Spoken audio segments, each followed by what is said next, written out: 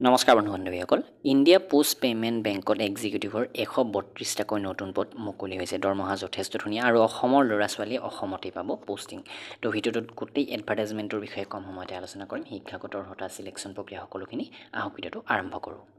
তো এইটো হৈছে official full advertisement India post payment bank আৰু এইখিনি পদৰ বাবে এপ্লাই আৰম্ভ হৈছে 26 জুলাই 2023 পৰা আৰু লাষ্ট ডেট হৈছে 16 আগষ্ট 2023 অনলাইন মাধ্যমতে আপোনালোকে এপ্লাই কৰিব পাৰিব এক্সিকিউটিভৰ মুঠ 132টা পোষ্ট আছে বয়সৰ সময়সীমা ৰাখিছে 21 বছৰৰ পৰা 35 বছৰ তাৰোপৰি OBC এ 3 বছৰ অৰ্থাৎ 38 লৈকে পাৰিব SC ST এ 40 ইয়াৰ্ছলৈকে এপ্লাই কৰিব পাৰিব আৰু PWD ও এপ্লাই কৰিব পাৰিব ইয়াতে কেটেগৰি ওয়াইজ ভ্যাকেন্সি দিয়া হৈছে OBC ৰ বাবে কিমান SC ST ৰ বাবে কিমান সকলোখিনি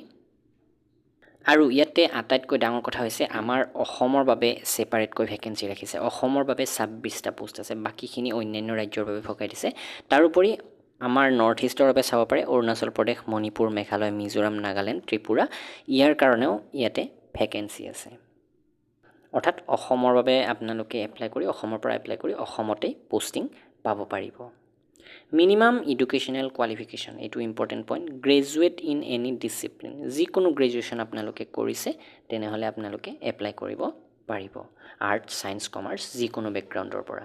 তো এই পোষ্ট কেটা কনটেক্সচুৱেল হয় প্ৰথমতে আপোনালোকক এবছৰৰ বাবে ৰখা হ'ব আৰু আপোনালোকৰ পাৰফৰম্যান্স অনুসৰি 2 বছৰলৈকে আৰু আপ টু 3 বছৰলৈকে আপোনালোকে এই কামটো কৰিব পাৰিব আৰু তাৰ পাছত মেবি ইয়াতে আপোনালোকে পাৰ্মানেন্টলি পোষ্টিং পাই যাব পাৰে ডিপাৰ্টমেন্টেল এক্সাম বা তেনেকুৱা ধৰণৰ এক্সাম দি দৰমহাটো 30000 কৈ ৰাখিছে তাৰোপৰি অন্যান্য কিবা কিবা আপোনালোকে পাব ইয়াতে এলাউন্স আৰু ইয়াৰ সিলেকশ্যন প্ৰক্ৰিয়াটো প্ৰথমতে এটা অনলাইন টেষ্ট হ'ব তাৰ পাছত এটা গ্ৰুপ ডিসকাশন বা তেনেকুৱা ধৰণৰ আৰু ফাইনালি হ'ব এটা পাৰ্সোনেল ইন্টাৰভিউ আৰু ইয়াতে এপ্লাই কৰিবৰ কাৰণে এপ্লিকেশন ফিটো SC ST PWD ক্যান্ডিডেটে 100 টকা পে কৰিব লাগিব OBC জেনাৰেল ক্যান্ডিডেটে 300 টকা পে কৰিব লাগিব নেক্সট পইণ্ট হৈছে আপোনালোকে অসমৰ কোট পোষ্টিং পাব পাৰিব বাৰু চাওক ইয়াতে গোটেইখিনি দিয়া আছে অসমৰ বৰপেটাত এটা বঙাইগাঁৱত এটা চাৰিয়ালিত আছে ধেমাজি ধুবুৰী ডিব্ৰুগড় ডিফু গোৱালপাৰা এনেকৈ গোটেই কেইখন জিলাতে ইয়াতে পোষ্টিংৰ সুযোগ আপোনালোকৰ হাতত আছে